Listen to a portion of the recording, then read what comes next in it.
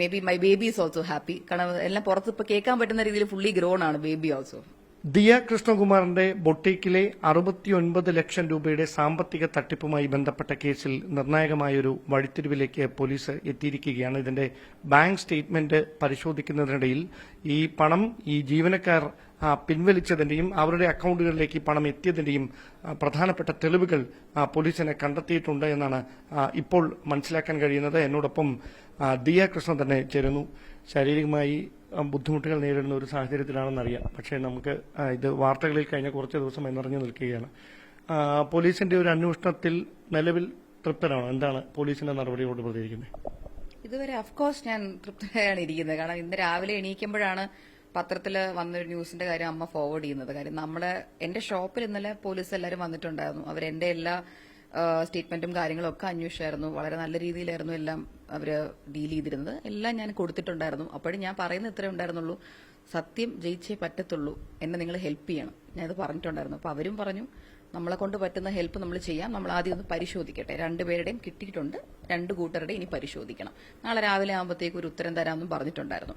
അപ്പോൾ ഞാനിങ്ങനെ ഉറങ്ങി എണീച്ച് അതിന് വേണ്ടി ഇങ്ങനെ വെയിറ്റ് ചെയ്താണ് ഇരുന്നത്. ബിക്കോസ് എനിക്കറിയാം എന്റെ ഭാഗത്ത് സത്യമുണ്ട്, അതിനുവേണ്ടി വെയിറ്റ് ചെയ്താണ് ഞാൻ ഇരുന്നത്. അപ്പോൾ രാവിലെ ആയപ്പോൾ I was able to see that ഇതുപോലെ പോലീസ് കൃത്യമായ ഒരു ഉത്തരം ഇപ്പോൾ പത്രത്തിൽ കൊടുത്തിട്ടുണ്ട്. ദാറ്റ് ചെക്ക് ചെയ്തപ്പോഴത്തേക്കും അവർ പൈസ എടുത്തിട്ടുണ്ടെന്ന് അറിയാൻ പറ്റുന്നുണ്ട്. നമ്മൾ ഈ കാര്യമായിട്ട് സംസാരിക്കുമ്പോഴേ ഈ കുറച്ചധികം ആളുകൾ ഇങ്ങനെ ഒരു സംശയം പോലെ പ്രകടിപ്പിക്കുന്ന ഈ ഒരു ബൊട്ടിക്കൽ കഴിഞ്ഞ ഒരു വർഷത്തിനിടയിലാണ് ഈ തട്ടിപ്പ് നടന്നിരിക്കുന്നത്.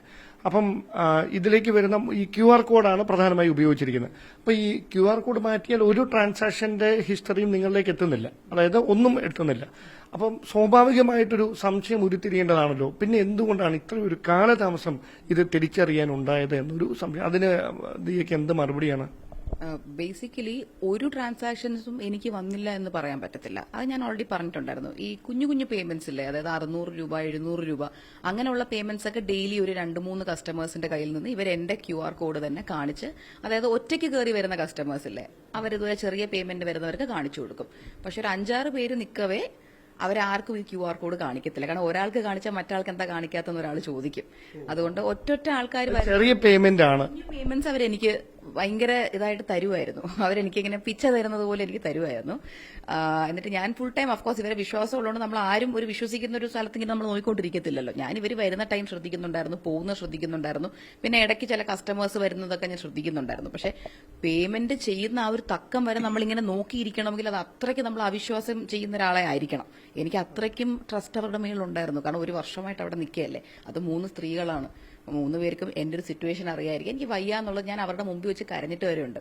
എനിക്കിതുപോലെ ഒരുപാട് കംപ്ലയിന്റ്സ് ഒക്കെ വരുന്നു, നിങ്ങളെ കാരണം നിങ്ങളുടെ പാക്കിംഗ് ഇഷ്യൂസ് കാരണമാണ്, അപ്പോൾ ദയവ് ചെയ്ത് ഇനി മിസ്റ്റേക്സ് ഒന്നും വരുന്നത് ഞാൻ ഇവരുടെ മുമ്പിൽ വെച്ച് കരഞ്ഞിട്ട് വരെയുണ്ട്. പിന്നെ എന്തുകൊണ്ടാണ് അവരെ അവിടെ കണ്ടിന്യൂ ചെയ്യാൻ അനുവദിച്ചത്? ഇങ്ങനെ ഈ കംപ്ലയിന്റ്സ് ഒക്കെ ഒരുപാട് വരുന്ന സാഹചര്യം ഉണ്ടായിട്ടും ബേസിക്കലി എന്റെ വീക്ക്നെസ് തന്നെയാണെന്ന് ഞാൻ സമ്മതിക്കാം. എന്റെ വീക്ക്നെസ് ആണ് അവരവിടെ കണ്ടിന്യൂ ചെയ്യാൻ അലൗ ചെയ്തുകൊണ്ടിരുന്നത്. കാര്യം ഇപ്പൊ എന്റെ ഞാൻ പറഞ്ഞുതരാം.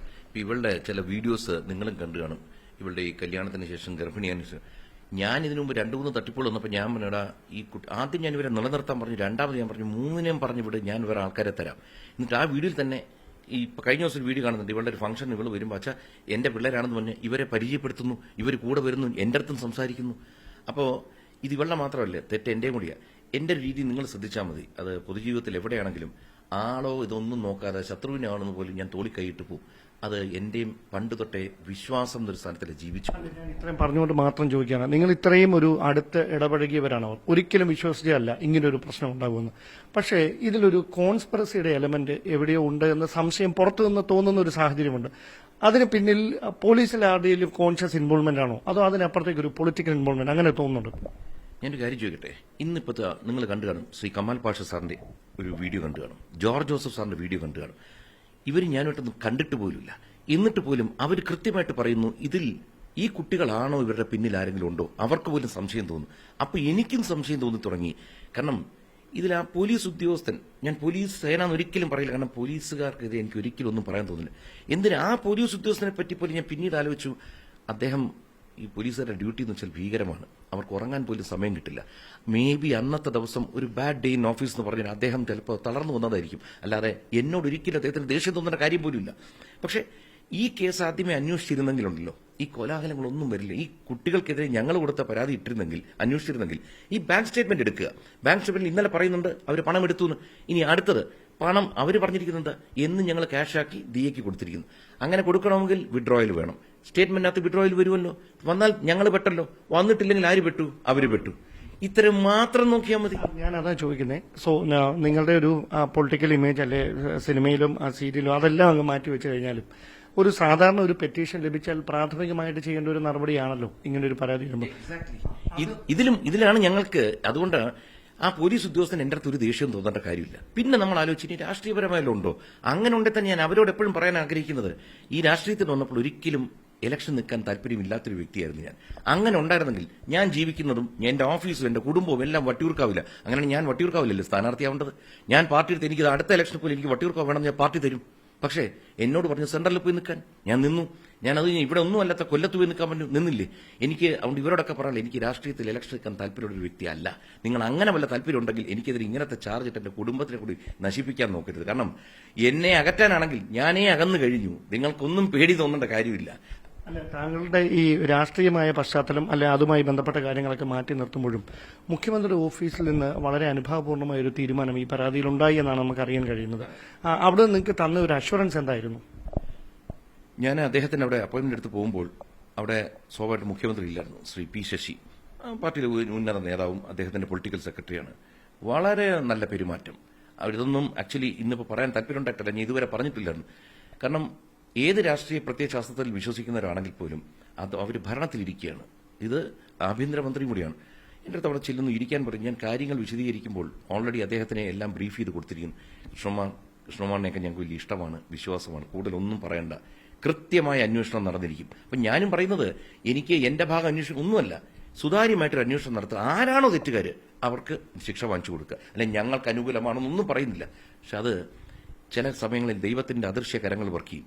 അദ്ദേഹത്തിന് മനസ്സിലാവുന്നു. കാരണം വെച്ച് കഴിഞ്ഞാൽ ഞാൻ പലപ്പോഴും പറഞ്ഞതാ, എന്റെയോ എന്റെ കുടുംബത്തിലെ ഏതെങ്കിലും അംഗങ്ങൾക്കെതിരെ ഇലക്ഷൻ സംബന്ധമല്ലാതെ ഒരു കേസ് ഒരു സ്റ്റേഷനിലുമില്ല. കാരണം ഞങ്ങൾ അങ്ങനെ ഒരു ക്രൈം ചെയ്യുന്നവരോ തെറ്റ് കാണിക്കുന്നവരല്ല. അതൊക്കെയാണ് ഈ സമയത്ത് വർക്ക് ചെയ്യുന്നത്. അപ്പൊ എന്തു പറ്റി?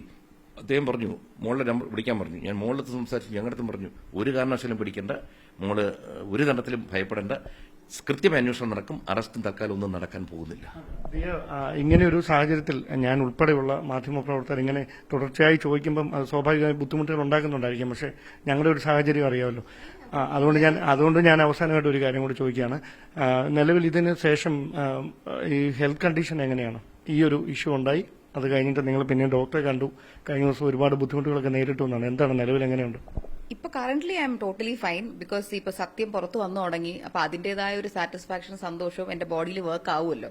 അപ്പോ അന്നിപ്പോ ആ ഒരു ദിവസം ഓഫ്കോഴ്സ് പെട്ടെന്ന് വന്നു കയറിയപ്പോഴും ഇങ്ങനത്തെ ഒരു വാർത്ത കേൾക്കുന്നതും ന്യൂസ് വന്നു കയറുന്നത്. അപ്പൊ എനിക്ക് പൊതുവേ ഞാൻ വലിയൊരു പ്രഷർ ഒന്നും എടുക്കുന്ന ഒരാളല്ല. പക്ഷെ ഇപ്പത്തെ എന്റെ ഹോർമോൺസ് അങ്ങനെ വർക്ക് ആയതായിരിക്കണം. അപ്പൊ അന്ന് കുറച്ച് തളർച്ചയും ഹോസ്പിറ്റൽ ഇഷ്യൂസ് ഒക്കെ ഉണ്ടായിരുന്നു. പക്ഷെ ഇപ്പോ right now I am totally fit, totally healthy and happy. Maybe my baby is also happy. കാരണം എല്ലാം പുറത്ത് ഇപ്പൊ കേൾക്കാൻ പറ്റുന്ന രീതിയിൽ ഫുള്ളി ഗ്രോൺ ആണ് ബേബി ഓൾസോ. സോ ഈ സ്ഥാപനമായിട്ട് മുമ്പോട്ട് കൂടുതൽ സജീവമായിട്ട് മുമ്പോട്ട് പോകുന്ന തന്നെയാണ്. അഫ്കോഴ്സ്. കാരണം ഞാനൊരു തെറ്റും ചെയ്തിട്ടില്ല. എന്റെ സ്ഥാപനത്തിനകത്ത് ഞാൻ വിചാരിച്ചുകൊണ്ടൊരു തെറ്റ് നടന്നിട്ടില്ല. ഞാൻ അറിയാതെ നടന്നിരിക്കുന്ന തെറ്റാണ്. പിന്നെ അത് മാത്രമല്ല, സൂൺ നമ്മൾ 2 മാസത്തിനകത്തൊരു വലിയ സ്റ്റോർ ചെയ്യാൻ എനിക്കൊരു പ്ലാൻ ഉണ്ട്. അതെല്ലാം നല്ലതുപോലെ നടക്കട്ടെ എന്ന് വിശ്വസിക്കുന്നു. എല്ലാ ആശംസകളും. ഓക്കെ. ക്യാമറമാൻ സി വിനോദിനൊപ്പം ഡാൻ കുര്യൻ, ന്യൂസ് 18.